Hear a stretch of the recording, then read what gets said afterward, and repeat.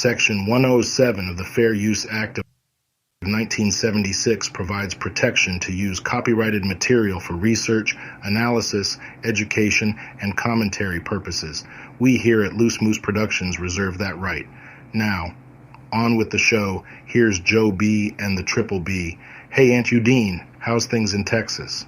Everything is going to hell down here in Texas. Hands on Triple B and Joe B and the Triple B, baby, Triple B and Joe B, rock talking Joe Morelli, Triple B and Joe B and the Triple B, baby, Triple B and Joe B, rock talking Joe Morelli.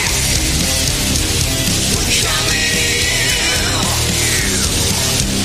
only seeking the truth about JFK.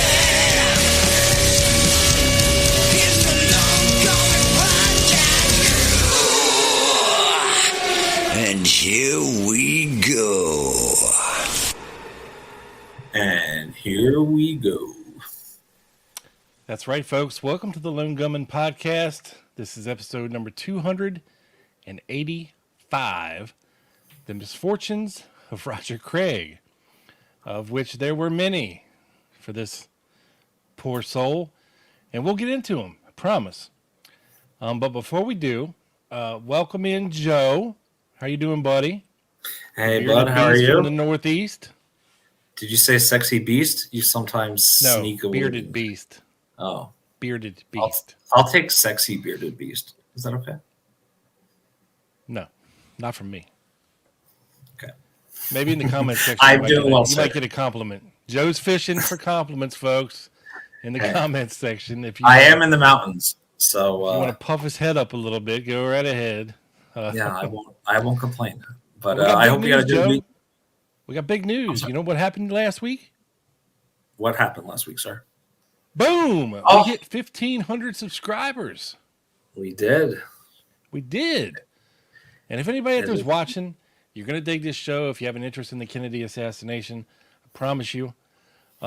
Feel free to subscribe to the show, like the episodes, and ring that little bell, and you will get notified every time we go live or drop a new episode. So, Yeah.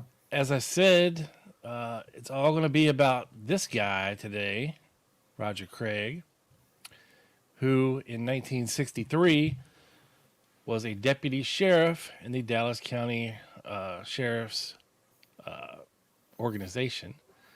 And he happened to be standing outside the sheriff's office there in Dallas. And when he heard some shots, and he went running for Dealey Plaza, and he saw some things there, Joe. He did. He did. I think he arrived there.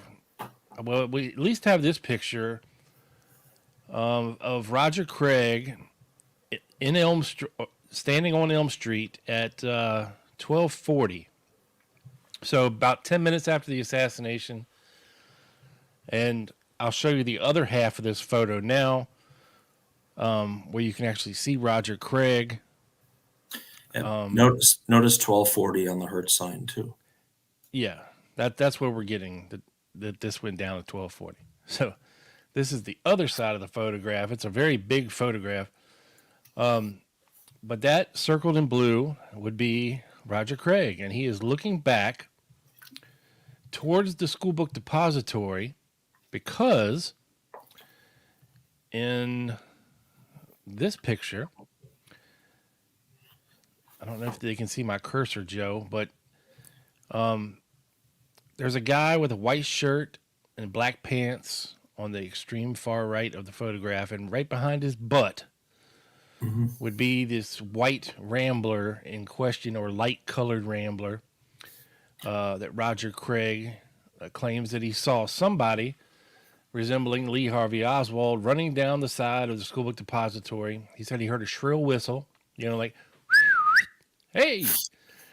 And Nice. he sees this guy running down who he said looks like Lee Harvey Oswald, and get in this Rambler driven by a heavy-set dark-skinned Latino or Negro or something, and they drive away. And there's so many people around that he can't like stop them. But he thinks it's definitely sus, as the kids say. So, Joe, let's get into some of the early stuff that falls off the wall and that pun intended. Yeah. That Roger Craig kind of gets into that day. Aside from, seeing this. Yep. That's your cue. That's me handing the football as the quarterback to you as the running back. All right, give me 1 sec here, sir. Let me get rid of this. Let me get rid of this picture, if I can, so that you may bring up our Roger Craig timeline. Oh, I forgot something on 1968, but we can fill it in. It's the Garrison one, but that's what she said. Yes. Start, sir. All right. So in 1959, Roger Craig moves to Texas, and he joins the Dallas Police Department. And it's not on the timeline, but in 1960, I believe he was named Officer of the Year. Yes. And there's some anecdotes. If you can see this book here, I'll hold it up for everybody. The Deputy Interviews. It's all about Roger Craig. It's not really a book per se. It's a collection of interviews with Robert Groden, J. Gary Shaw, Phil Singer, a sheriff's office insider who is not named, and family members of Roger Craig, like his brother and sister and son. And it does provide some good inside baseball, if you will, into Roger Craig's personal life. Excuse me. But yeah, in 1960, he was named Officer of the Year. They had a big celebration, a big dinner. They gave him a watch, and they even gave his wife a watch that was engraved on the back, Wife of the Officer of the Year, 1960. So pretty cool stuff. Excess in the budget. Yeah. Yeah, so we have an honored guest, sir. We do. Hey, Doug. Oh, I got on one of my favorite shirts. Oh, that is a really dope shirt. Where's mine? Oh, this is old, bud. This is old school. This is probably, 7 years old. Really? Yeah. Half my belly's hanging out of the bottom of it, but you can't see that. It's all that matters. It has shrunken what over you can the see. years. Yeah, that happens with cotton. Yes, I have no pants on either. Yeah. He's like that CNN guy that was caught doing bad things on the Zoom during the thing, the thing. Naked from the waist down. Okay, let's say hi to some people. Hi, Colleen. Morgan, John, of course. Scott Edwards, South to West, PSV Odyssey, Garden Guns, EV. I think I got all of them. Eustace. You missed Eustace Abernathy. That's a hell of a name. And if our sound levels are off, guys, please let us know. If everybody said that I was way lower than you last time, and I don't know what's going on. Hopefully I sound better this time. People were saying, "Oh, I can't hardly watch it with the sound levels different." But last week, I know Joe's mic was hot as hell, which is making me sound way lower than him. But we could not figure out how to lower his mic levels. We just lowered yours, Priest. But my mic is like right here in my mouth. So hopefully this sounds a little better. I will try to keep it right there. And I have no mic, so we are going towards the middle here. And Rob, do you remember who, when we were doing our pre-check sound last week, told me, yes, Mike, to use it? It was you, sir. Yeah, that was me. I'm just blaming it on you. Well, I was saying if you have a mic, use it. Yeah, no, for sure. But there should have a volume thing on your mic. Yes, and well, And I in the switched settings locations. here in StreamYard, you can adjust your microphone volume as well. In case Do you want to didn't know the ironic thing about it, Rob? What? I fucking broke it. I dropped it. It like went off its like holder thing. Oh, I'm fucked. yeah. Now we are too. Yeah, keep cursing, getting us demonetized. That's awesome. All Not right. that the opening thing didn't have it. Curses. How? The fair use. It didn't. Oh, you took that out? Yeah. It did initially. Okay. No, that was for Doug's show. Gotcha. Anyway, back to Yes. Roger Craig. Back to Roger Craig. Yes. Do you want to do your were you gonna do that segment? Well, I or want to you say that Craig saw a lot of things that day. And according to Craig, he saw this this person resembling Oswald running down, hopping in a light colored or white Rambler. And I know I've mentioned this in shows before. So we're not going to spend too much time on it, but there were other witnesses to this event taking place.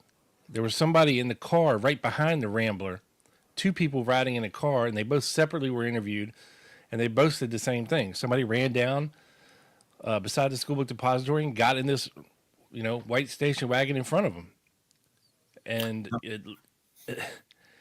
so there's a lot of people that saw a light-colored station wagon. It doesn't necessarily need to be a Rambler because all them old station wagon-looking cars, they all looked the same back then. Yeah. Whether it was a Chevy, a Ford, or a Nash, they all had the same kind of shape, same kind of deal, because station wagons were kind of a new thing back then in the 50s. For traveling families, they were very popular. Luggage racks on top. easily mistaked, possibly. Yeah. With If you weren't a car aficionado, you could easily mix them up. Like the difference between a Mustang and a Camaro. If you're not a big car person, it just looks like a fast, two-door car, kind of shaped the same. Who knows? But there were other witnesses other than Craig. And not only did they back up his claims of seeing this, so this event probably did take place. And I forget what the name of the show was. But I go into this a lot more in depth. If you want to go back on the earlier shows and check it out, go much more in depth with documentation and citations and all of that. And also, so Roger Craig ran up into the railroad yard across Elm Street after the shooting as well. And he stopped a woman driving a car who was attempting to leave the parking lot back there. And he handed her off to a buddy of his, another deputy, Deputy Lewis, I think it was. I think it was. And it was like there was a ton of deputy sheriffs. Yeah, he told her to take the woman to Decker, but nobody ever knows what happened to her or her car.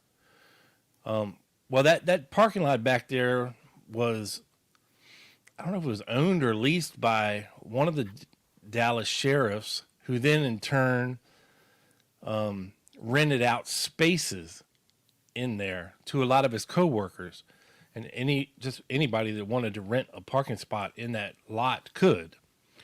And there was a gate with a lock on it, and if you rented a spot in there, you got a key. So nobody knows how this woman got in there.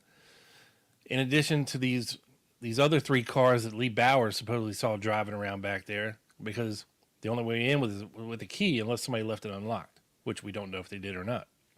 So Craig also tells. So when he leaves there and he goes back to the school book depository, because that's where all the activity is going on now. He said he ran into somebody.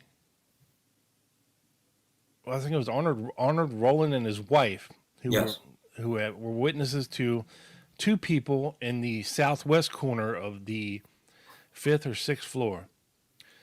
And he said one of them had a gun, a rifle, and they didn't think anything of it because they thought that they were Secret Service agents, blah, blah, blah.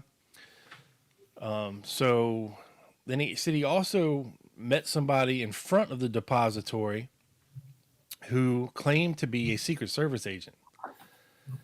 And we know that there was no Secret Service agents on the ground in Dealey Plaza after the assassination. Except Roy Hargraves. Well, I don't think he was in the Secret Service. I know. He was alleged credentials. I'm joking. Yeah. Yeah, he may have had credentials, but no, we know where he was. I actually played him in Dealey Plaza, and I know that back parking lot really well. There was no gate on it.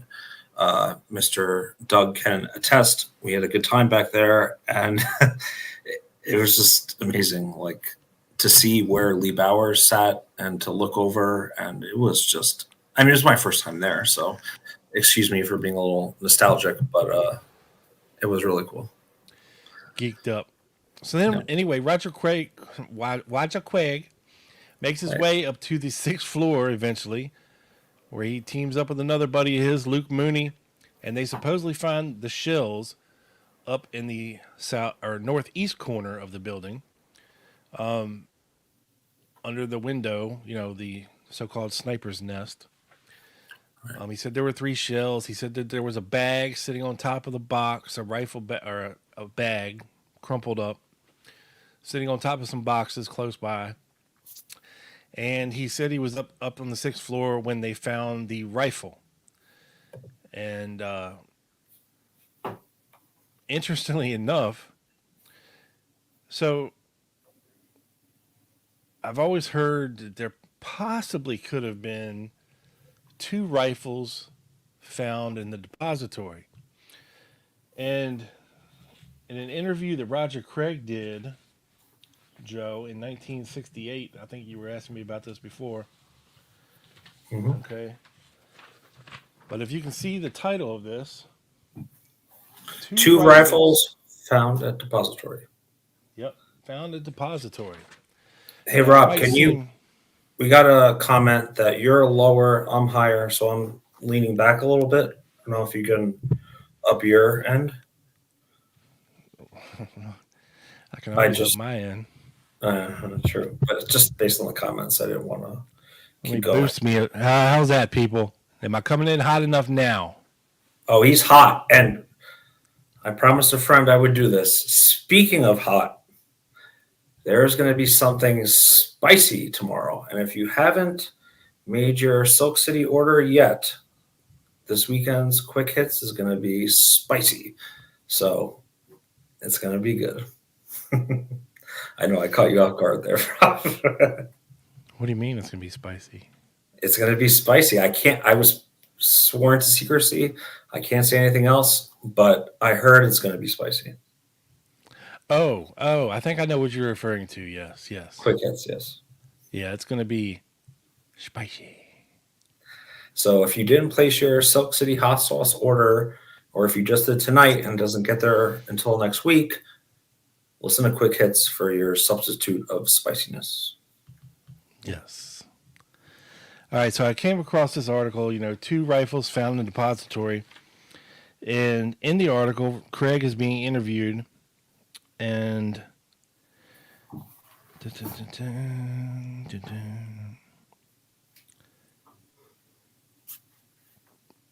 freaking writing in here is like a millimeter high. Yeah.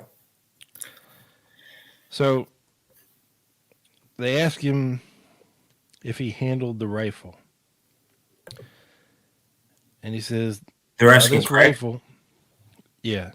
Okay. He says, now this rifle, there's no possible way that a man could lay that rifle between those boxes. He had to drop it in there. He says, I'm 6 feet tall and I couldn't reach down and pick the rifle up without climbing on top of the boxes and getting down in them by moving some of them to get that rifle. And there wasn't a scratch on that rifle. And the scope was not one fraction out of kilter. Then he was asked, did you handle the rifle? And he says, yes, I did. I couldn't give its name because I don't know anything about foreign rifles. He said, I know it was foreign made, and you loaded it downward with the built-in clip. The ID man took it and ejected a live round from it. The scope was facing north, the bolt facing upwards, and the trigger south. But there was another rifle, a Mauser, found up on the roof of the depository that afternoon. And they said, a Mauser on the roof? Who found it? And he says, I don't know who found it, but I do know that a police officer verified its existence. Captain Glenn King, the public relations officer for the Dallas police, told a reporter that the Mauser found on the roof of the depository was a bit of a momentary confusion. He stated that the rifle had been dropped by a security officer. He says, how do you know that? Like, has that ever been published before? And he says, no, it hasn't. I know that because that reporter, Thayer Waldo of the Fort Worth Star-Telegram, told me that in person. They said, do you know who owns that property? And he says, yes, there's a D. Harold Bird, blah, blah, blah. So anyway, I'm looking, and I find some random video on YouTube, right, Joe? So I had to take a couple stills because as Roger Craig is talking about finding 2 rifles in the depository, I see this. Now, this is Lieutenant Day looking at the rifle that they had just found. You see they're handling it with a handkerchief over the scope, and they're looking on there to try to read it. Yep. Okay? But below that rifle is the butt of another rifle and the body of another rifle with the scope on it. Do you see that? I do. It's outlined in red. Yes, I'm looking at the bottom part and analyzing because Yeah, so everybody can take a good look. Here it is without the red outline. A couple of frames later. yeah, that's 2 rifles So back to back, almost butt to butt. Pun intended. yeah, there's definitely, it looks like one is resting, barrel down on the ground, butt up on a box, beside this officer. Now, it could be a policeman's gun. Could be a shotgun for all we know, but I know, mostly you don't put scopes on shotguns, but it is very odd that this rifle looks like a rifle butt is like right there as well. So were 2 rifles found in the depository? Who knows? But as for it being a 7.65 Mauser, everybody's heard the clip, and I posted the entire interview on our channel and on the from the vault. The entire Roger Craig interview, where he says, and stamped right there on the barrel was 7.65 Mauser. He says he saw it. And we also have affidavits from Seymour Whitesman and Eugene Boone, some other sheriff's deputies who wrote it in their reports, up as a 7.65 Mauser as well. And somebody say, well, they could be mistaken, right? Blah, blah, blah. But I think it was it Whitesman that used to own a gun store? Yes, that was Whitesman, yeah. Yeah, so I'm thinking he's probably pretty familiar. And I think his Warren Commission testimony was changed to what it looked like a Mauser. Yes, so I was watching some of the Seymour Whitesman DPD interviews, and this was post-assassination, previous to Warren Commission, I believe. And he said, I made a mistake with characterizing the Carcano as 7.65 Mauser. And the interesting thing about that, Rob, is for the first day or two of the assassination coverage, the news were reporting it as a Mauser. And then all of a sudden there was this about face, to use military terms. And they turned it around, and then it was a Carcano.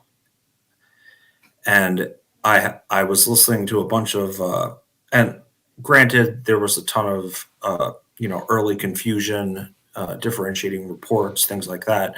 But there's a whole clip I have of all the ABC, NBC reporting as a Mauser, and it happened like that for a while until it was edited. So I'll throw this up here. When Roger Craig said, and stamped right on the barrel of the rifle was 7.65 Mauser, and that's when Seymour Whitesman said it is the Mauser and pointed to the 7.65 Mauser stamp on the barrel.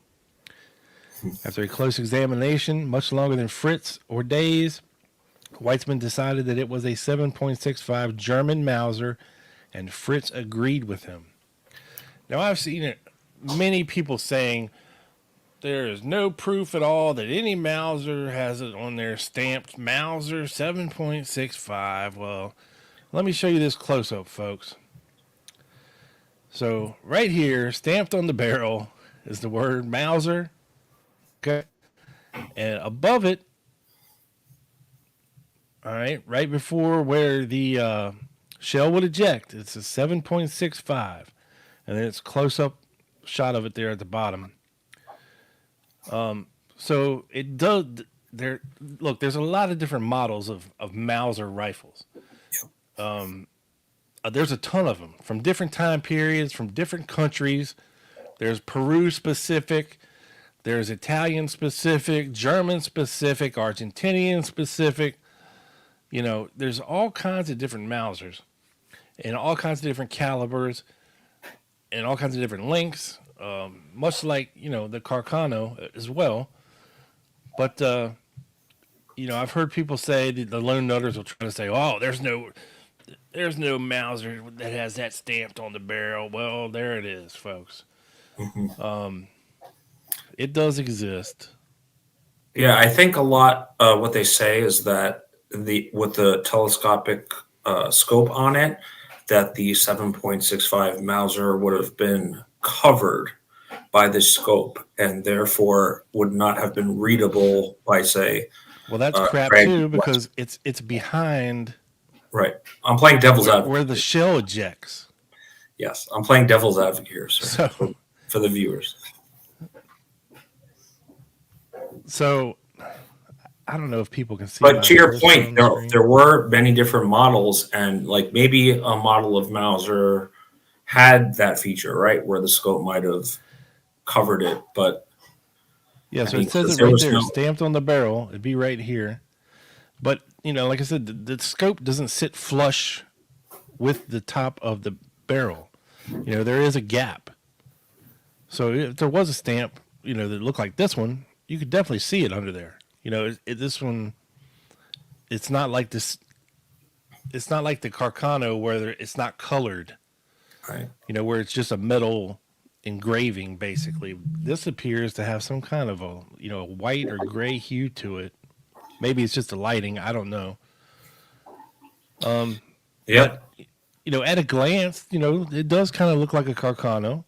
You know what I mean? They both have, the same kind of funky stock, and the carbine type appeal with the short barrel. And, bolt action. They're both top load with a clip. They both have bottom mounted sling holders. So, yeah. But, again, you have three different guys saying that this thing was a Mauser. It's stamped on the barrel. It eventually becomes a Carcano because that's what Oswald ordered, right? But was there 2 rifles found in the building? It's hard to say. Hard to say. But I'm pretty sure that the humanitarian weapon was probably not the weapon used. Especially when you're talking about the headshot. I'm not going to say the last shot, but yeah. All right, so let's move a little forward in the timeline now, Joe. Okay, let's do it. So, well, not too much forward, but same day, or is it the day? No, the day after, or was it the same day? The 23rd, I believe it was. Okay. I don't know about that. So he said he saw Oswald on the 22nd, obviously, but the first reports, documentary evidence that I could find, if I missed it, please correct me, was November 23rd, 1963. No, it was No. same day. Wrong. It was the same day. All right. That's why we do this. So, in his Warren Commission testimony, Roger Craig said that I drove up to Fritz's office, after 5, about 5:30, something like that. Oh, come on. Do a little heavier. I can't do a Roger Craig voice. He's just too soft-spoken and a likable guy for me. I drove up to Fritz's office about after 5, about 5:30, something like that. I can't do that. It's too slow. So I called Captain Fritz's office and talked to one of his officers and told him what I had saw and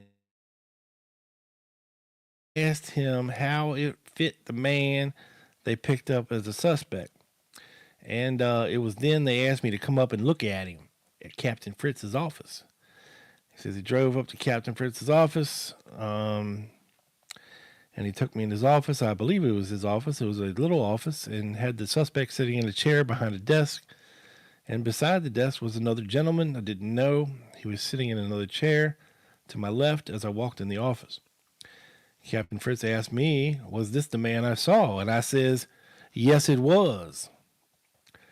Well, you described the man you saw in Fritz's office. Well, he was sitting down, but he had the same medium brown hair, and it was still, kind of wild looking. He was slender, and what I could tell of him sitting there, he was kind of short. By that I mean, not myself. I'm 6 foot. He was shorter than I was and fairly light build. And so he goes into Captain Fritz, then asked him about, he says, what about this station wagon? And he says the suspect interrupted him and said, that station wagon belongs to Mrs. Payne, I believe is what he said. Don't try to tie her into this. She had nothing to do with it. And Captain Fritz had told him, as close as I can remember, that all we're trying to do is find out what happened. And this man you saw leave from the scene. And the suspect again interrupted Fritz and said, I told you people I did. And he said, then he continued and he said, everybody will know who I am now. So we have this account that Roger Craig, under oath, is telling to the Warren Commission, okay? Mm-hmm. 4 months after the assassination. This guy's, at the time, an upstanding law enforcement officer of the year. Is he going to go in there to the Warren Commission and lie for some reason? What do you think, Joe? I mean, from what I've read, it seems like he was the person that did not change his story, right? And other people like Seymour Whitesman did, right? From the Mauser to the Carcano, say, for example. allegedly got a lot of crap for not backing off that point in the Warren Commission. Am I wrong? Well, because Fritz didn't corroborate his story. He basically said he didn't know what this guy was talking about. He didn't even know who he was. He never was in the office. Who he was. So that brings me to a question I had for you. So on the 6th floor, allegedly, you have Deputy Sheriff Mooney, right? You have Lieutenant Day, and Jack Taylor asked what detective was holding up the rifle leaving the TSPD. I said Lieutenant Day, right? I Or he believe was so. photographed. I don't know if he was the ID man, so yeah. he was definitely holding it up in the police station, and I'm pretty sure he was the guy taking it out. I think so too. But then they bring the bag out, and it looks like it's being held up on a stick. But that could have been a perfect place to hide another rifle coming out of the depository if you have a rifle stuck up in that bag. Just the way he's carrying it looks odd to me, you know. In one piece, or what do you think? Yeah, one piece. Okay. And so has anyone ever written a biography of Roger Craig? Asked Morgan McKinley. And no, but he wrote his own. Yes, yeah. That is one of the rarer ones, I believe. Or actually, it might have been another one. But that is the one. This is not a rare book. That is one of the ones Rob was referring to earlier with the 4 witnesses. Yeah, it's just a collection of interviews from people that knew Roger Craig and who had talked to him, some family members, including his son. There's an unnamed sheriff's office insider. Because, fun fact, Roger Craig Jr., Roger Craig's son, joined the Dallas Sheriff's Office in 1978. I did not know that. For 7 years. I did not know that. And looked so much like his dad, it freaked people out. Because, of course, by this time, Roger Craig is passed away, right? Yeah. I'll see if I can find a picture of his son in his uniform. Because he does look like Roger Craig. And Roger Craig's son tells a story when his dad would take him to work, and Sheriff Decker would basically babysit him and take him to do fun stuff, take him to do these old Wild West rodeos and reenactments and stuff, and take him to get some sarsaparilla, root beer, and all this weird stuff. So, I don't know if he was kind of grooming him, or he was, it was just an innocent thing, because he said that Sheriff Decker, I guess, didn't have any kids or couldn't have kids or something, and just enjoyed. He said, he was always kind to him. I don't know. I can't find it right now, but yeah, this is one of the only books about Roger Craig that's out there, and included in this book is Roger Craig's manuscript. It's the very end of the book. Yep. It's not very long, so don't get your hopes up. But that did not come out until years after his death? Yeah, he supposedly wrote his manuscript in 1971. Right. And he was very hesitant to ever publish it because he was worried about repercussions. I think they tried to kill Roger Craig 4 different times. He was shot at. His car was blown up. He was ran off the road. And then one day when he answered the door, somebody was standing there and they shot him in the chest with a shotgun. That can't be fun. No. So he was definitely freaked out. He was definitely paranoid. He was definitely in pain from all these injuries sustained from being blown up in a car, to being shot, to being ran off the road in a car in the mountains.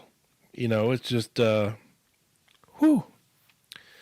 he had some lemony snickets. It was a series of unfortunate events for Roger Craig. Like we touched on earlier, in '67, there was a hint that Craig was possibly talking to Garrison, and Sheriff Decker one day called him into his office and told him he was fired. Get his stuff and get the hell out of there. That he was done with no apparent reason. But Craig suspected the reason was, and he heard, there was a rumor that he had been talking to Garrison when he actually hadn't yet. But apparently after he was fired by Decker, he reached out to Garrison and said, "Hey, you want to talk to me?" Garrison said, "Hell yeah. Come to New Orleans." So he did. And, he basically relayed some things. And then Roger Craig kind of fell on some hard times. And actually, early first-generation researcher Penn Jones offered him a couple-room cabin, like on some land that he owned somewhere in Midlothian, Texas. So Roger Craig moved there. He became a judge, a justice of the peace, and ran his own private detective agency in Midlothian for a couple years. Sounds familiar. Who else? Yeah, and it was, what it was I'm called? gonna make you say it. Who else was working at private? You know what it was called? Roger Craig and Associates. No shit. Respect the creativity there. Yeah, and a nod to Bannister and Associates. Yeah, that's true. And of course, let's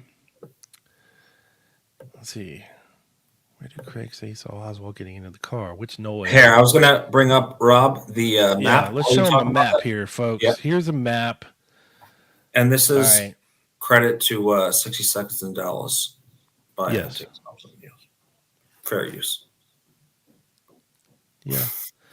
Okay, so you see right there in the middle, there's a star where it says Craig. Okay, that is kind of close to where Craig was standing. He was actually in the street, closer to the knoll. But as he's looking back, you'll see. I think this is when the shots were fired. So I think he moved to the knoll. No. So where it says number 6, that's where the Rambler is. Because M. Robinson, who also said they saw a Rambler and they were right behind it in traffic, is also on this map. Okay. Number 2 in the back, okay, where it says Worrell starred, that's where he says he saw people running to get into a light-colored Rambler. So if... Yep, James Worrell. So, okay, if they come down the side of the street, right there on Houston Street, the extension in between the Dow Tex and the School Book Depository, and make a right onto Elm Street, and kind of stop right past the book depository, and all right. So this guy is going to come out the side of the depository, basically right where it says Texas School Book Depository, and the thing's pointing. There's a door. They would come out the side and then come down the grassy area and across the entrance into the parking lot and hop in the Rambler and go down under the triple underpass. So that's how it worked. And wasn't Mr. Craig the first one to interview James Tague? I believe so. If not, it was either him or Whitesman. Yeah. Now, Whitesman didn't live past 69 either. He was sent by Sheriff Decker to go get this guy at a motel, and he shows up there, and there's a shootout. He shoots this guy like 3 times, but I think he ended up living, but he dies. Yeah. In a shootout with this criminal holed up in a motel.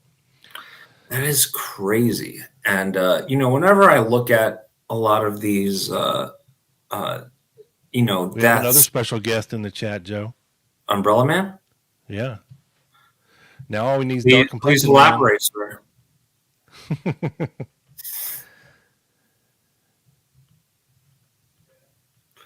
Oh, I'm saying, is that me? Because I was Roy Hargraves, technically. No, it's not you. You're on the show. Oh, He's in the comment section. I know. I was joking. Unless you're in both places at once. Never know. But yeah, so there's at first when I've been reading about this for a couple weeks. I mean, obviously longer than that, but kind of looking into it a lot more. I didn't think there was as much corroborating testimony and people that saw what Mr. Roger Craig saw.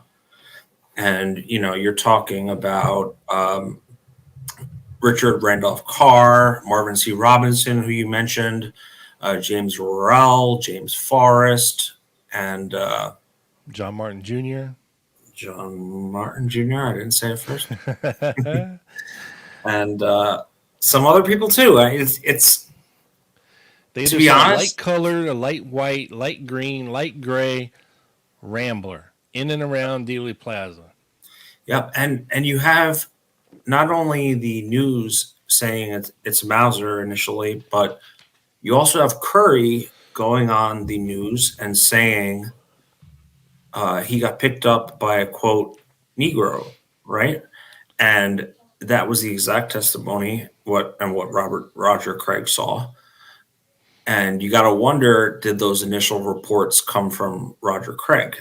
And I mean, it's exactly his description, but Curry in his interview doesn't say obviously the source of the information, but based on what we know, it's pretty likely, I think. Yeah, and also in the short time that he was with the Dallas Sheriff's Department, not only did in 1960 was he named the Officer of the Year, but he also earned 4 promotions in 2 years. Yes, I want to get to that. Pretty good considering, when you look at somebody like J.D. Tippett, who didn't get 1 promotion in 12 years. Yes, sir. So he seems like a stand-up kind of guy, Yeah. a good guy, an honest guy. And That's kind of why, no matter what you think of Roger Craig, you have to take what he says seriously based on his previous bona fides, in a sense, right? And that's kind of what I've been struggling with. And I'm kind of agnostic on it now. I'm not 100%. Maybe I've been reading too much, but you know what I mean? There is correlating evidence. There is, a lot of other things and his background that make you think, okay, I have to take these allegations somewhat seriously. This is not some, cagoots just saying something and calling the DPD or coming out 20 years later, whatever. Right. So that is kind of the mystery of Roger Craig in a sense. I don't know. What do you think, Rob? Well, yeah, I mean, it just doesn't make any sense how you can go from being that good of a police officer and stand-up guy to, being dragged into Decker, who treated Roger Craig's son like a son, and looked at him favorably and just fired him for no apparent reason whatsoever. But I did come across Joe. He says this is an original account of the period, which was written by his wife. And it says Roger contacted Mr. Garrison for the first time on October 15th, 1967. Mister Garrison's reply was airmail and brief and dated October 22nd. One paragraph stated, "I cannot tell you how pleased I am to hear from you. There are times when I feel I am literally running out of Americans." He says he had been out of town the week Roger had written to him. And so, let's see, Roger went to New Orleans about 2 or 3 days after he received the letter and talked to him. Some of Garrison's men met Roger at the airport, rolled out the red carpet for him, and from there on he was followed. When he left the motel room, he had things arranged in his traveling bag, his toothbrush, toothpaste, hair tonic, etc. When he returned, they had all been changed and rummaged through. He didn't make reservations for the return flight until after midnight. And he made them from a payphone. And when he and some of the men from Garrison's office got to the airport, they were being tailed so tightly that they called for more men.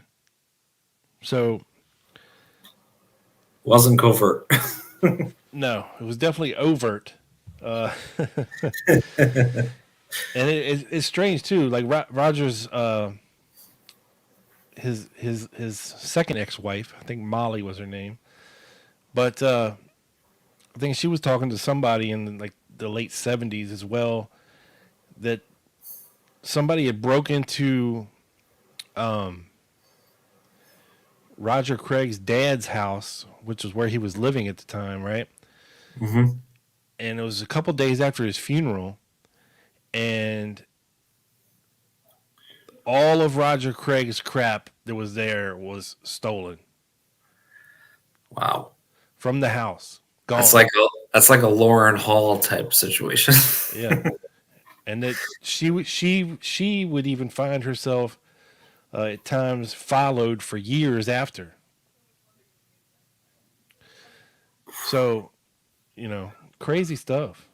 Yeah, and to your point, Rob, I mean, we've talked about in previous episodes when we went over some of the Markhams and the Markham kids and some of Mark Lane and the surveillance they had on him and the surveillance they had on pretty much everyone who was a threat to their narrative.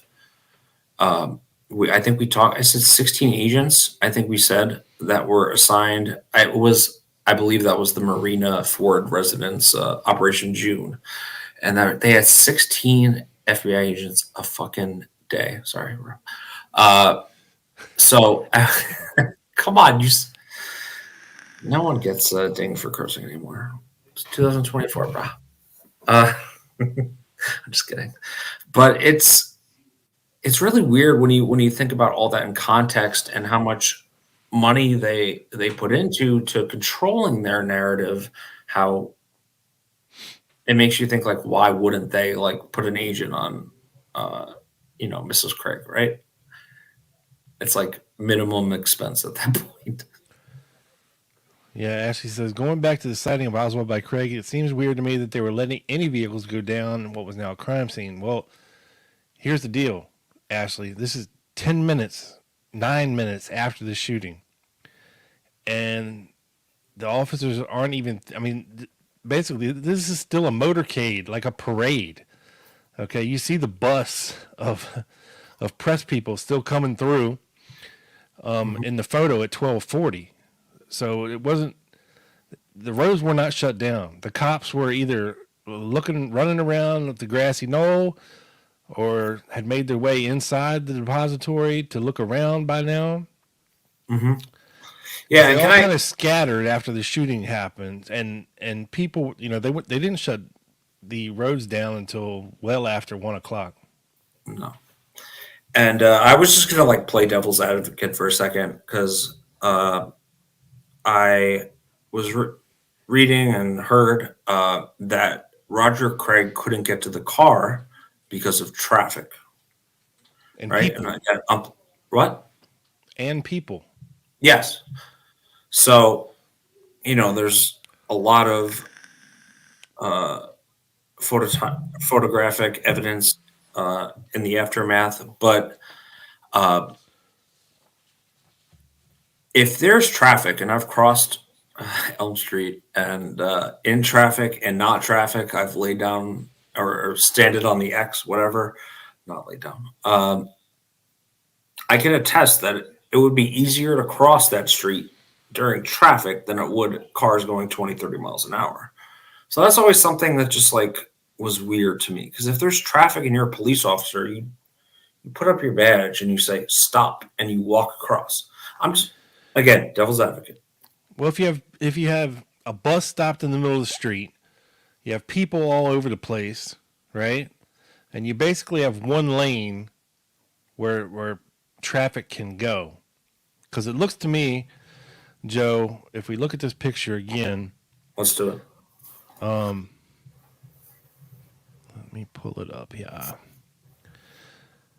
So you look at this. All right, Elm Street's 3 lanes, right? Yes, So sir. it looks like the far left lane, closest to the depository, is filled with people.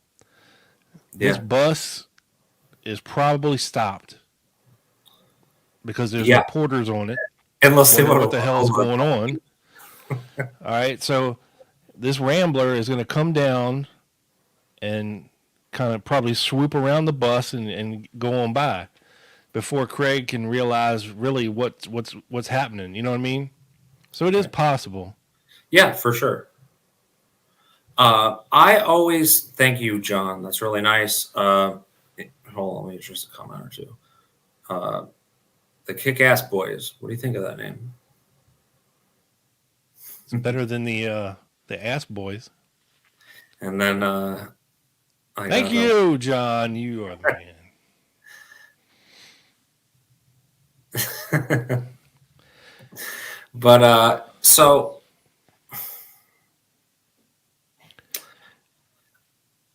there's so many differentiating accounts and witnesses, but I mean, the more I've read about this particular topic and Roger Craig, honestly, the more I get confused. And then you have, of course, him getting fired from the DPD, then him living with Penn Jones, as you mentioned, writing. Well, let me confuse you some more. Okay. Well, I was going to say writing a manuscript and then dying a suspicious death. And then have it be released it was like 1990, right? So you're talking like almost 20 years later. It's very sus. It's just the timeline, But yes, continue, sir. So Penn Jones was buddies with Roger Craig, basically. And Penn Jones had this newsletter that he was writing at this time called The Continuing Inquiry, and he was putting out aspects of the Roger Craig story because he had him there firsthand.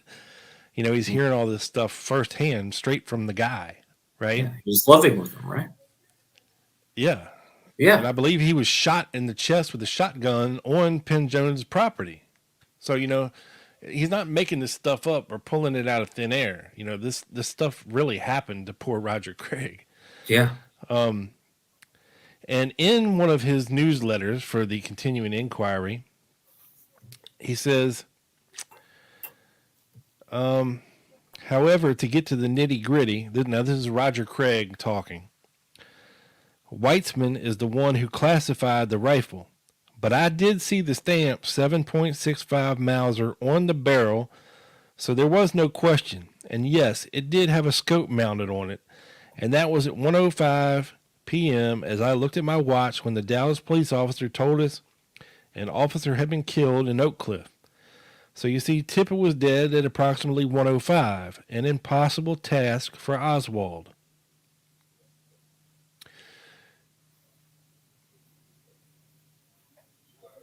So that's interesting. Yeah, I mean, I don't believe what was it, 115 stamp or where Tipper was brought in. I believe Roger Craig looked at his watch and remembered it was 1:06 is what he stated at some point when he heard about the Tippett murder. Allegedly, some officer that he could not remember came up the stairs of the TSBD and pronounced that. Am I right, Rob? What? That an officer came up from the TSBD stairs and announced to the officers that were on the 6th floor that Tippett had been killed. That's what I read, at least. Yeah, I don't know. And yeah, but there's no mention of like Tippett at the, Craig at the Tippett scene. Not like Westbrook or something. who was the Right. superhero cop of the day, administrative guy who was at every scene. He was at the Texas Theater.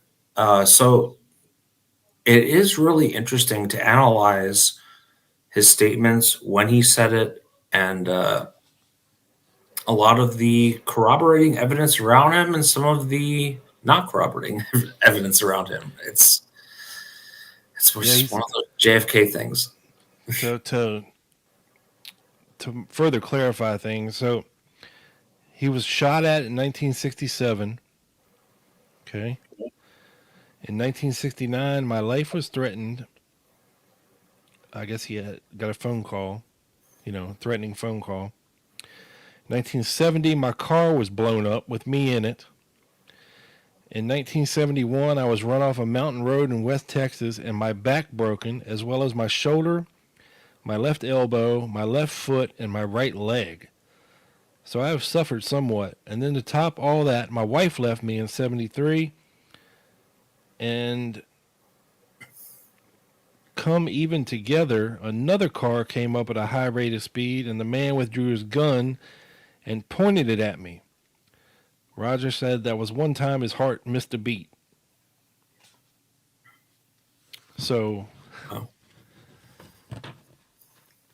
wild stuff. It is crazy. Do you think Roger Craig had more scars than I do? Probably. Maybe. He says after a recovery from these injuries, he was wounded in the left shoulder in January of 1975 by a shotgun blast. Wow. So that was right before his death. Yeah. Yeah. And then a couple months.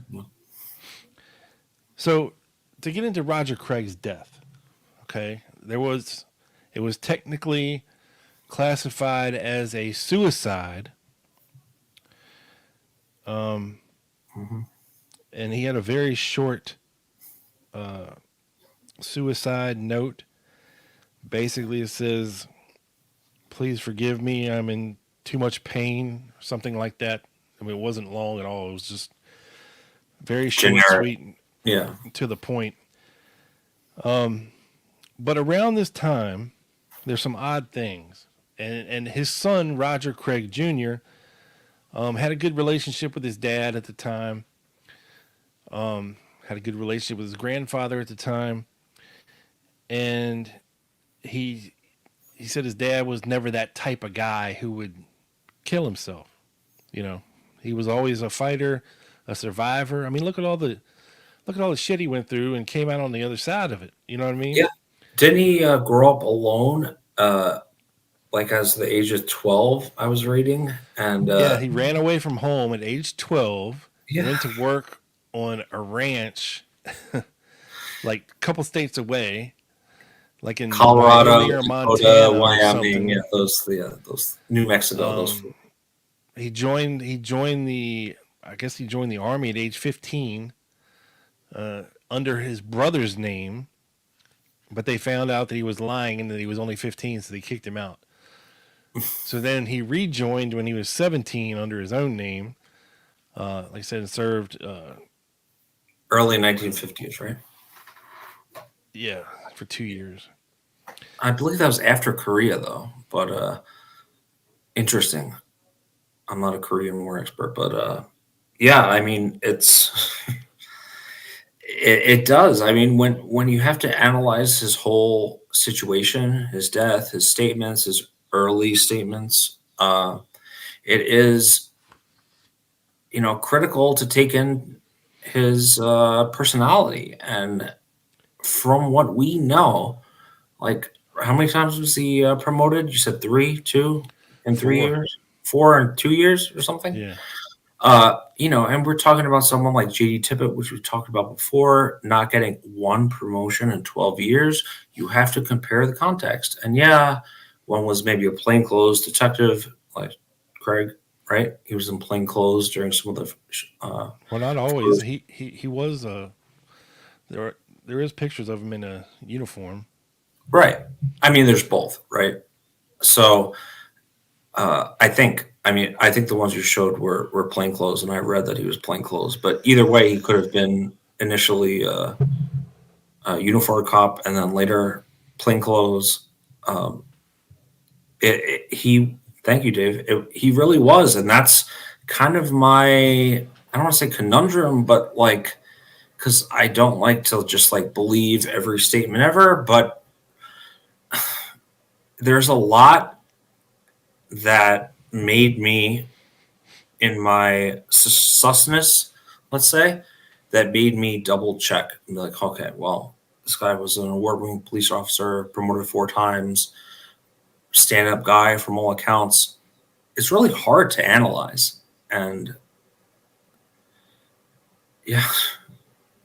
Now, Uncle Dave is a detective, a former detective of note on the West Coast, and I respect his opinion on things. And he believes Craig was a credible witness, so that's something to take note of. That's coming from a fellow law enforcement perspective. Okay. There was also some things. Roger Craig was corresponding with a teacher, I believe in New York, who wanted to talk to him about things. And he writes him back a letter. Roger Craig says, "It is heartwarming to know there are people like you who are willing to stand up and be counted. As for my troubles, yes, I have suffered physically and mentally for the stand I have taken, but it is to me a small price to pay if I can help save or bring back the America we once knew. I would like to say to your students, please pursue this. They don't have to believe what I've said, but read and make up their own mind. After all, they are the future leaders of this country. I have been asked to lie. I have been told to say nothing.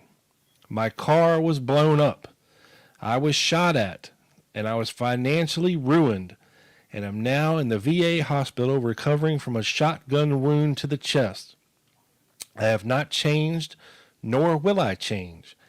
I have to live with myself, and this is most important to me. I hope you will excuse this short letter. I hope the next time I will feel more up to par. If you write again, please address it to blah, blah, blah. It's safer for me there to receive mail. I would like to leave this with your students. If you pursue the assassination at all and its aftermath, be sure you are willing to pay the full price for doing so." Wow. That is powerful. That's not a letter like a generic response to a classroom, right? Right. And there are allegations that he suffered from depression. And what you said, he said he suffered mentally, right? His own words. So I think there's Well, yeah. I mean, his wife had left him, and they've been trying to kill him. He's doesn't have fired. any money. Doesn't have a job. He has to move back in with his dad. He doesn't have custody of his kids, and it's just, everything has gone to hell down there in Texas for poor Roger Craig. And it says 5 weeks after, I guess he'd been corresponding with Edgar Tatro. I read that. And it says, enclosed is a copy of the Zapruder film. Maybe you have one. Please write me. It says 5 weeks after this last letter was written on May 15th, 75, at the age of 39, Roger Craig allegedly shot himself in the chest. He left a note stating, "I am tired of this pain." That's all that was written. Wow. Now, I will tell you, in the book, his son describes the scene, if you will. Okay. The murder scene? Yeah, they said they found Roger Craig on the floor. The rifle, allegedly, was a .22 rifle. Okay. He shot himself, supposedly, in the chest from a downward angle. Okay. So the entrance to his chest was at a downward angle. So he would have had to been holding the rifle up here like this and went ka-ching. And then before he passed away on the floor, the rifle was laid on the bed while he's on the floor. Wow. And he said that there was also marks around his wrists and his knees were all scraped up, bruised up. That is that's crazy. It's almost George Moore Shield shot himself with a shotgun, right? Yeah. Yeah. And they said Roger Craig had a 45 on the nightstand. So why wouldn't you just grab that, use that? It's easier, yeah. Yeah. And when you're sitting here with a 22 rifle, there's a lot to unpack here in the Roger Craig story saga, unfortunate and misfortunes of him. It's, I've kind of been honestly going back and forth on it, on some small aspects of it, right? And like I'm kind of in the middle where I'm not saying like everything he said was right, but not everything he said was wrong. And then you have like the later statements made in the 70s, the manuscript coming out in 1990. I don't know. That's the thing, right? I mean, what do we know in this case other than Philippe Vidal being a dark-complected man? well, when it comes to the manuscript, of course, he never wanted to publish it while he was alive. He says he was too scared to. And he had a side piece, a Gumar, who I think lived in Kansas City or something, maybe. I can't remember who exactly what her name was, but you know who else was from Kansas City? She was helping to edit Roger Craig's manuscript, and she also said that she had his diary, and then she ends up dead after Roger Craig is killed, and all of that comes up missing. Yeah. So how this guy Tom, what did I say his name was? Tom Davis, who was Mae Russell's book shipper, if you will. Like if you ordered a book from Mae Russell, this guy took care of shipping it. But Dave Ratcliffe from radical.org said that he got a copy of this manuscript from this Tom guy in 1990, and he put it on his website with hyperlinks and everything in 1998. Now, if you go on like Amazon now and look up Roger Craig's book, somebody's publishing it as a book. I don't know if his family is doing that, or I don't know who's doing it. It's definitely not Roger Craig doing it. But you imagine his estate is benefiting in some way. Yeah, you would hope so. And it's not just some random douche, who. You'd have to look into the publisher for that one. We would. Yeah, it's hard to say, but yeah, I don't know, man. It's just another one of them things where the more you think about it, the worse off you are, because you can start to feel one way about him, and then you think, okay, but man, this guy he's destitute. Now he doesn't have any money. Why is he saying this now? But because of all that, does that mean he's lying? Not necessarily. Not necessarily, for sure. And I think you have to take everything into consideration. I think you laid it out very well there. And he claimed the Warren Commission changed his testimony from what he told them. Yes. And if that was an anomalous thing, then okay. But how many times have we heard that the Warren Commission changed the people's testimony? Yeah. Girl on the stairs, was it Vicki Adams or? Well, yeah.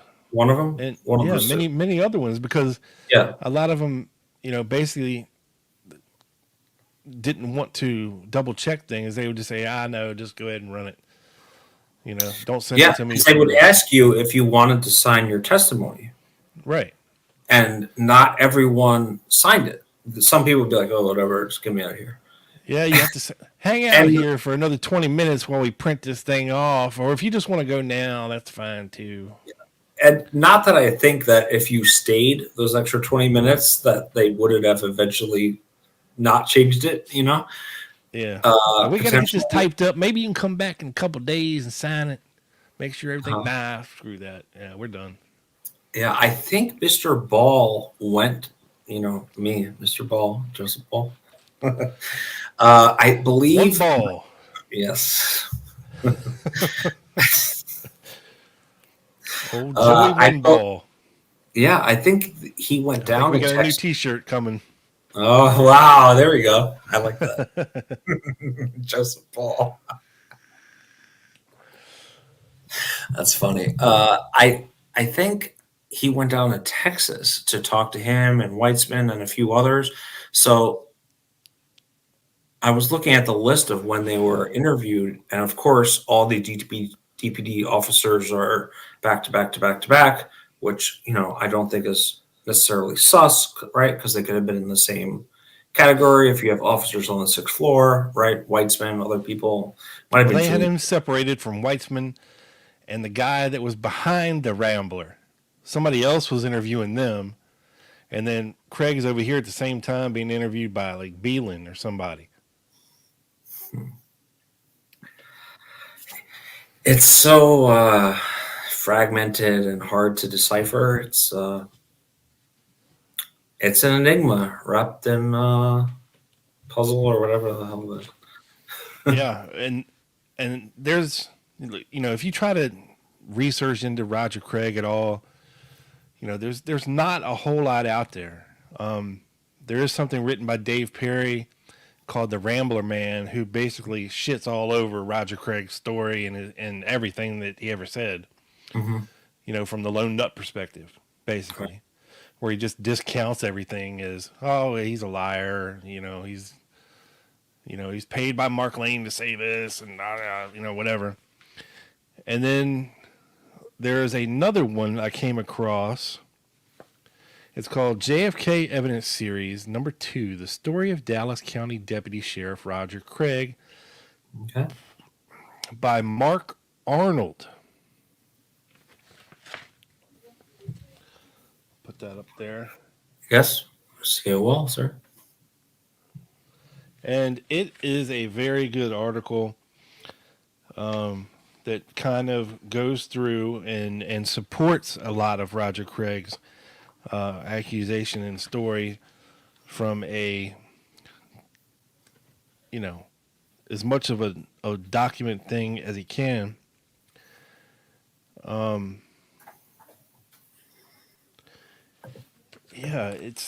He gives us account of this, again, the Secret Service,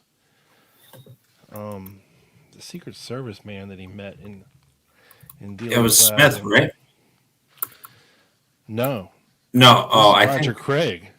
No, I think Roger Craig at some point said that he had some type of run-in with that Officer Smith, which was the same guy who allegedly ran into the Secret Service agent on the knoll. Because they had went up to the knoll at about the same time. Yeah, they had some type of interaction. Yeah, but here's this Joe. Okay, so give it to me. Craig, thinking that the incident of the 2 men leaving Dealey in the station wagon was important enough to bring to the attention of his seniors, he ran toward a temporary command post that had been set up at the corner of Elm and Houston in front of the book depository building. When he got there, he met a man who identified himself as Secret Service. Craig describes the man as being well-dressed in a gray business suit, about 40 years old, sandy hair with a distinct cleft in his chin. He gave his information to the Secret Service man and showed little interest in the men leaving Dealey Plaza, but a lot more interest in the description of the Rambler station wagon. It was the only part of Craig's story that the Secret Service man wrote down. Later, it would trouble the young deputy sheriff, who was normally so thorough, that in the hecticness of the moment, he didn't get the Secret Service man's name. According to the Secret Service, all agents that day traveled with the president's motorcade to Parkland Hospital, leaving Craig to wonder just who was this Secret Service man he met in front of the schoolbook depository. So, you know, what in the Sam hell is going on around here? I don't know. It's really hard to analyze it on like a document level. And to your point, Rob, and like I said, I've been going literally, Rob can attest to this on the messages that we've had. I've been going back and forth all week. Right? Yeah. And Because, I mean, Roger Craig touches so many aspects of the conspiracy-oriented side of this story. Everything from identifying Oswald running out of the schoolbook depository and getting in Rambler to finding the shells on the 6th floor. He says when he found the shells on the 6th floor, they were laying 3 in a row, 3 spent cartridges, not more than an inch apart, all pointing in the same direction. Yep. Okay. Yep. And that later expanded to not more than 2 inches, I believe. The distance from the shells, yeah. And they're photographed supposedly in situ, right? And they're scattered all over the place. One's in the crack, and the other 2 are on the floor, like a foot apart from each other, all going in different directions. Mm-hmm. I think it was alleged that Fritz picked them up, put them in his pocket, and somebody said something about it, and he just threw them back on the floor. Who knows what was going on there? It's so weird because, like, who would say something to Fritz? Right? Like, well, the ID man, he's, you know, I know. I'm just saying, hey, dumbass, I haven't photographed him yet. What are you doing? Right. Yeah, no, picking him up with your fingers. Yeah, no, I totally agree. It's just funny that, like, you know, the number 1 or number 2 person and the number 2, I guess, you know, being the director of homicide, had to be corrected. It's like the BBB said, it's really hard to analyze, and it's kind of what I've been struggling with over the weeks. I keep going back and forth. I'm not going to say struggling. You know, I've been aware of the Roger Craig and, you know, the general details of a lot of his story, but doing the deeper document dive, it's really hard and really interesting. Yeah, I mean, so for Roger Craig, and I've said this on other shows too, but, you know, for Roger Craig to think in his mind as all this is happening, okay, I'm going to make up this fucking story where, I saw the guy running out of the thing and try to be this, you know, rock'em sock'em cowboy deputy sheriff who's going to solve everything and get his man and, you know, get some kind of fame or notoriety or maybe another Officer of the Year award out of the deal, you know? I don't think he needed to do that. No, he didn't need to do that. Right. So I was just bringing up real quick this Fritz statement from May 1st, 1964 about Roger Craig.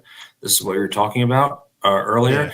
He goes, I don't remember, this is from the DPD, Texas of Portal History, all that BS. And Fritz's statement, I don't remember the name Roger Craig. Stop it. Because he had just testified to the Warren Commission, literally, like within a day or two. And you're not aware of him? That's absurd, right? I'm sorry. But I do remember a man coming into our office, and I remember one of my officers calling me outside the door of my private office, right? That's always what Fritz said. He goes, I didn't meet Roger Craig in my office. I might have stepped outside and met him in the hallway, right? Right. I talked to this man for a minute. Right. I talked to this man for a minute or two, and he started telling me a story about seeing Oswald leaving the building. I don't remember all the things that this man said, but I turned him over to Lieutenant Baker, who talked to him. Lee Harvey Oswald was in my office at this time. I don't remember anything about Lee Harvey Oswald jumping up or making any remarks or gestures to this man. That's the leave Mrs. Payne alone comment. Yes, that's another yes, major part of the conspiracy story, folks. Let's get into that. I mean, that's pretty damn damning. If you have Oswald saying that the Rambler was Mrs. Payne's, leave her out of it. Okay, you can't leave her out of it. What the hell's her car doing in Dealey Plaza right after the assassination? Okay, can I play Red devil's flag advocate? central. Yes, I agree. Can I play devil's advocate? As I was analyzing this, I was starting to think, what if it wasn't, that's Mrs. Payne, leave me alone? Or if that was the comment, was he referring to his family, as in Mrs. Payne was taking care of his family, right? So I always wondered, like, was the leave Mrs. Payne alone, if that was what's said, which of course I wasn't there, I don't know, was that in a sense, leave my family alone? No, they were talking about the station wagon. He said, I know that was Mrs. Payne's. Leave her out of this. Right. But in all operational security, would you give up the name unsolicited? I don't think so. But that's just objective, devil's advocate here. That's why we do this show. Well, I mean, if they knew that, hey, this guy saw me get into this vehicle, and he's a cop, he's an eyewitness, he saw me get into this vehicle, you might say, okay, well, hey, that's Miss Payne's car. You leave her out of this. Very, very possibly. Very possibly. I'm just kind of bringing up But she definitely wasn't driving it, No, she was not driving it. I think she was grocery shopping at the time or something. She went grocery shopping like every day. James brings up too, I forgot about this, to mention this, about the 45 slug found by these supposed mystery FBI guys in Dealey Plaza, right? Which Is that the one on the ground? Yep. Yeah, that's right here where they're looking. Supposedly there was a 45 slug found in the ground there that hit the top of the sewer grate there and went in the ground. And the FBI guy put it in his pocket, and it was never talked about anything again. But again, I don't know the significance of that. I mean, a 45 slug is from a handgun, not a rifle. So I don't know what importance it has to do with the assassination. I mean, I don't know where it could have come from. I don't know. I don't know either. We do know that some of the, I don't want to say some of the shots, but, there was ammo at that time that you could make, right, by filling the bullets with gunpowder, things like Lauren Hall did, right, and made their own ammunition, things like that. But yes, I agree. Well, the story of Harry Weatherford being on the roof of the Dallas County office building with a 30-06 rifle comes from Roger Craig as well. He said he was talking to Weatherford right after it happened, and Weatherford admitted he was up on the roof with a 30-06 rifle, and that Decker had sent him up there to watch over things. Yeah. I mean, so much of this stuff comes from Craig and what he said. It's like, whoa, if even half this shit is true, right. Yeah. True. I mean, you gotta, I don't know. Like you said, I go back and forth all the time. But again, when you look at the credibility of this guy and his motivation, I mean, it wasn't like he was doing a ton of media. I mean, yeah, he was. He didn't get rich. No. I mean, right after the assassination, you didn't hear nothing from Roger Craig until he was fired unceremoniously by Decker in 1967.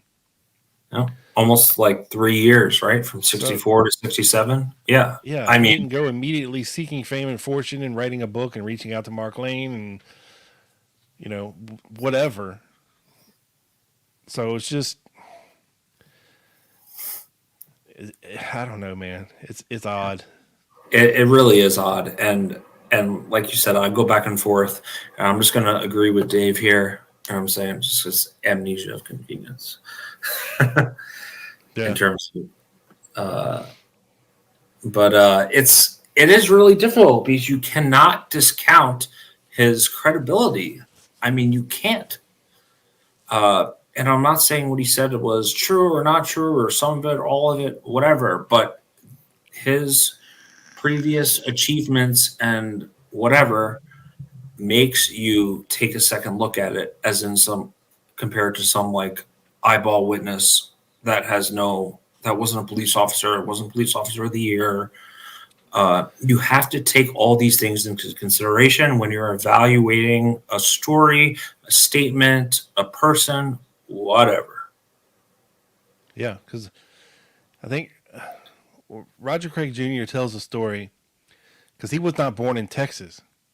So he said the reason he wasn't born in Texas is because his mom, pregnant at the time in 1955, had driven up to Oklahoma, where Roger Craig was stationed, to see him.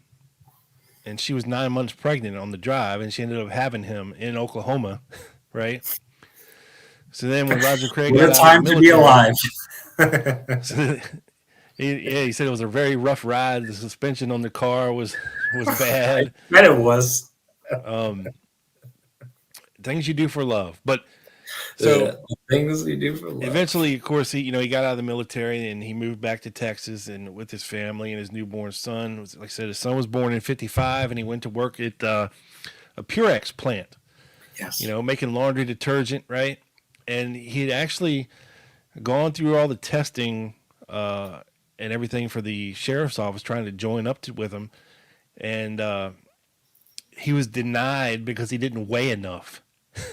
Actually, the first time he applied, very skinny, and you can see that in the interviews. Granted, that's 71, but I mean, even in the pictures you showed, I mean, he must be like 120 wet, 120 and pounds. he was 6 feet tall, so he was a beanpole. Yes, bro. If you're gonna arrest somebody, you got to be able to, you're gonna snap like a twig, my dude. But anyway, I guess he went out and ate some donuts and fattened himself up a little bit, and then on, and that definitely, Sheriff Decker liked him from the beginning. Like I said, he'd take his son into work and hang out with his son. Craig would come and check on him to make sure that he wasn't being a problem, and he said, Decker would tell him, "Go back to work. I got it. Your boy's good." So, just some wild stuff and some definite food for thought about Mr. Roger Craig. And, he had a good life until he didn't have a good life. And like most people that were tangentially affected by this unexpected, momentous occasion in history, you got to wonder how things would have been different if this did not happen that day in Dallas, Texas. Roger Craig's life would have been dramatically different, I believe, had this not happened, basically on his watch in Dallas. And it definitely changed the course of his life and the course of a lot of other people's lives who were there that day, and kind of caught up in everything. And, this was like the specter that followed all of these people. Boone, Whitesman. I think Boone ended up going crazy in a mental hospital. He had a doctor's note. He didn't have to go to the HSCA to testify before them. They sent back a letter basically saying that Mr. Boone is not mentally stable enough to come to Washington to answer your questions or be interviewed. Thank you. Have a great day. Doctor, whatever the hell, right? Doctor of psychiatry. So Boone ends up in a mental institution. Yes, kind of like did. Ralph Yates and, Yeah. a The couple other other one people. ended up shot in an arrest attempt, right? Yeah. The other one's shot, and Craig is fired, and, basically from there, they try to kill him a couple times. He becomes, hurt, paranoid, can't work. Persona non grata. He's surrounded by the conspiracy sharks, Penn Jones, Mark Lane, you know, and And they're probably taking advantage of him in some aspect, right? At that later date, I'm talking, right? yeah, I mean, that's just how it works, right? Like you have to give them stuff to, right? You can't just say what you said to the Warren Commission because that's not juicy enough. And I'm not insinuating anything. I'm just kind of bringing up both sides here and giving you guys food for thought. You guys are very, our followers know a lot about the JFKA, and we trust that you look into it and that you have your own thoughts. And we're not going to tell you what to think, but we don't know. It's very, very hard to analyze here. yes, it's a mystery wrapped in an enigma inside of a riddle, right? Something like that. Yeah, I think that was. It's close to that. I got yes. one of the three earlier. One ball. Yeah. Well, I want to tell everyone to definitely listen to Quick Hits this weekend. It's going to be a banger. Just word on the street. I don't know anything. Maybe I do, but I can't say anything else. But It's always a banger, Joe. What are you talking about? I know. It's mandatory listening. If you like this show, you're going to love Quick Hits too. Yes. So make sure you check it out.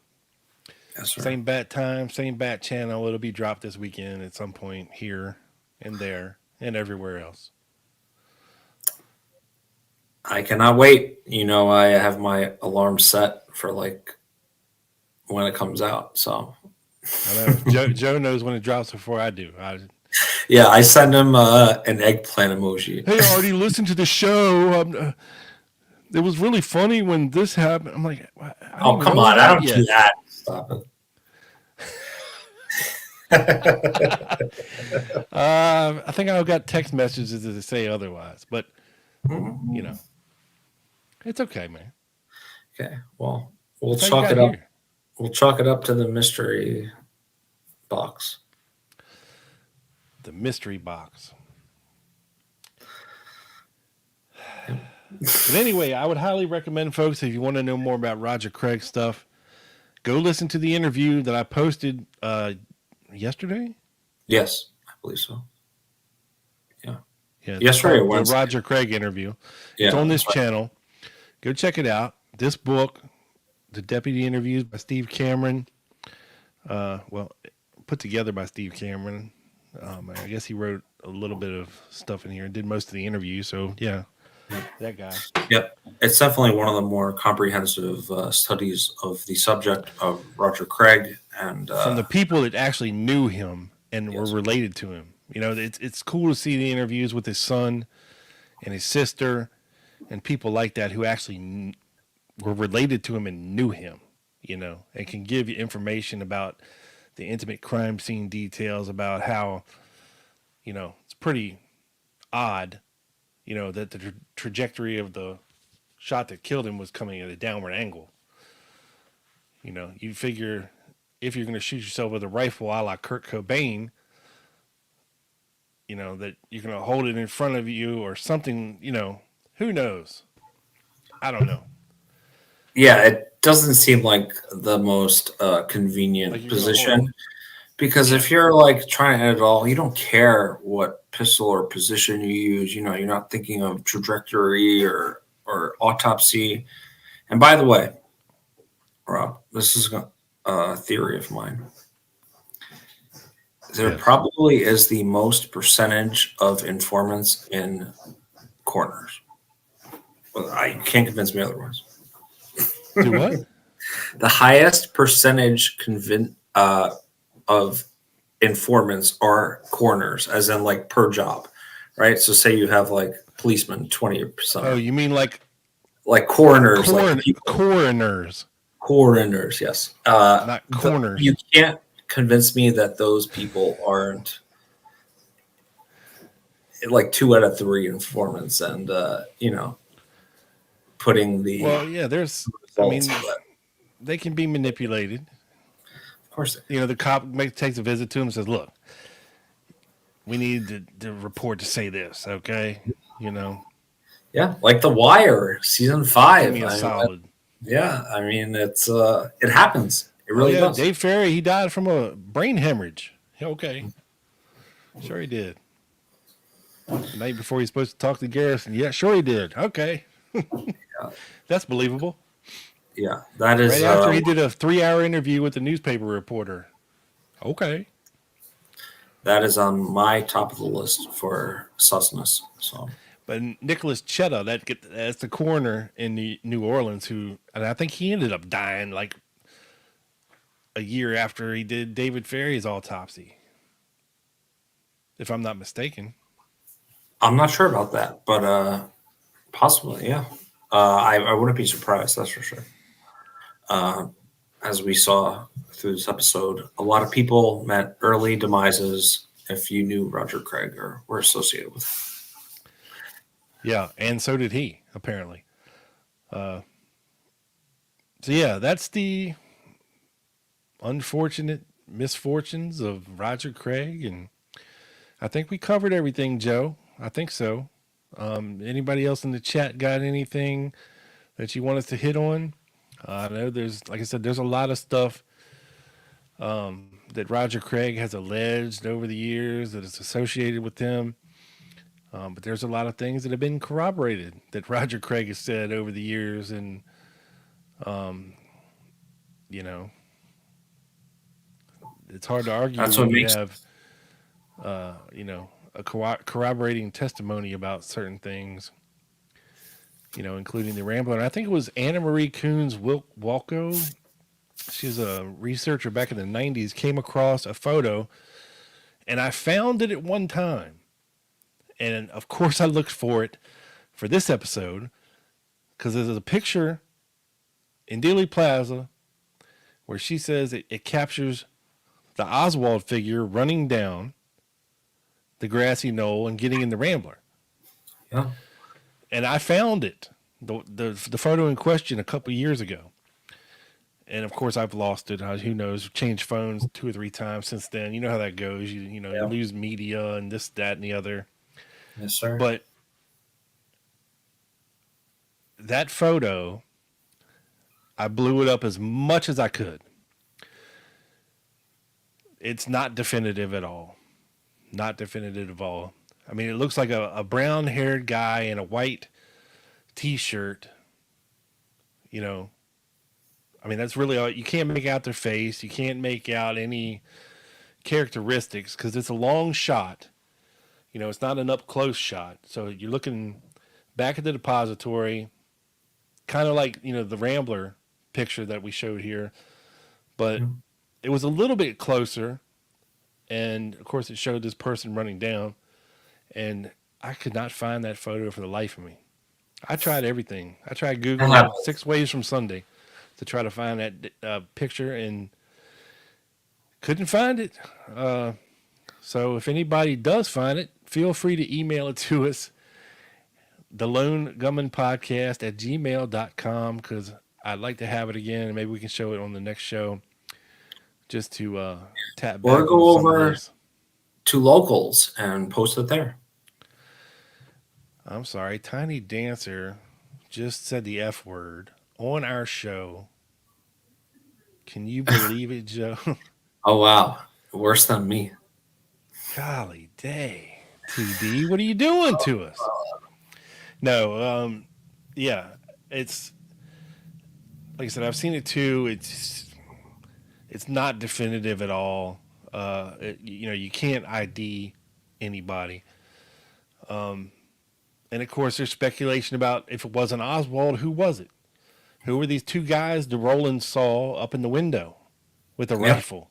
At about face. And there were reports of people sticking the rifle out the window even. It's people really thought that this guy driving the Rambler is Lawrence Howard, and that the guy running down the knoll was William Seymour. And the guy shooting from the grassy knoll is Lauren Hall. And we can keep going on and on, folks. I mean, those names hit my list for sure. Yeah, and then you got Roy Hargraves and Philippe Vidal sitting I know. You mean Joe and Doug? So no. I mean, it's like Interpenn Central in Dealey Plaza, if that's what you want to believe. I mean, William Seymour is not an Oswald lookalike per se. I mean, he probably resembles him at a glance, not like, almost a dead ringer like Michael Payne or anything like that, Right? or Buell Frazier. But one other thing I wanted to touch on, Joe, is, and I think I was talking to Michael about this. He asked me about touching on the difference between Oswald leaving the school book depository. All right, you got Buell Frazier saying that he was standing on the front steps when he saw Oswald come down Houston Street, and he lost him in the crowd as he turned onto Main Street. And then you have Roger Craig saying, no, I saw this guy coming down the other side of the school book depository and getting in this Rambler. Well, if one of them isn't Oswald, but it looks like Oswald, then both can be true. Technically. Yeah. Technically.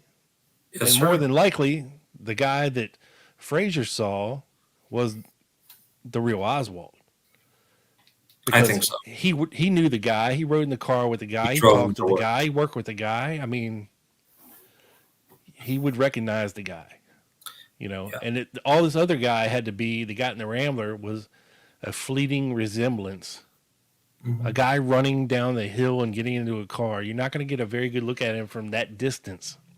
To make a definitive identification that, hey, this guy is definitely Oswald that I saw. It might have been a guy that looked like Oswald. Yeah. And I like your idea of William Seymour, because that would be one of those people that wouldn't really be an Oswald, but if you're running and you get in a car, like if you don't, like Roger Craig, who has never seen Oswald before, according to his statements, right? It's harder to. Well, yeah, and I'm not just pulling this guy's name out of thin air. There's allegations of him being the Mexico City imposter.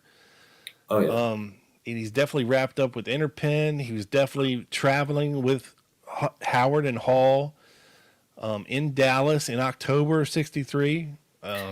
That gets you on the list. And I mean, you can't make this stuff up.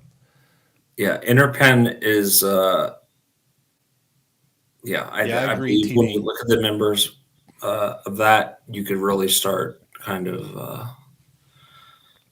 We concur. Yes. So. Yeah, we've gotten a lot of good comments. Thank you, South to the West. Thank you, Ashley Wood. Tiny Dancer, I think you showed this. I did. Yep. Ashley the Thunder from Down Under. I think he's probably tore up again tonight. It's Friday night. Well, actually, Saturday morning for him. Saturday afternoon. What? And where is he? Australia. Australia, that's what I was going to say. Yeah. He's from the future. Old Ashley. I respect that. Thank you for tuning in. Yes, thank you, folks, for tuning in.